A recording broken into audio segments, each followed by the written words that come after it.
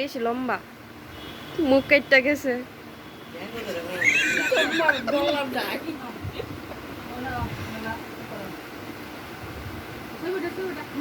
ছবি না ফটো ইয়া ভিডিও হইতেছে ভিডিও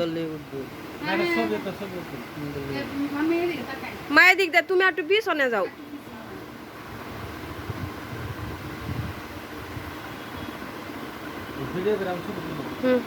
একটু বৌদির দিকে তাকাও ওইসে ভাইও তাকাও ভাই আসলে কনফিউশনে পড়ে গেছে ওইসে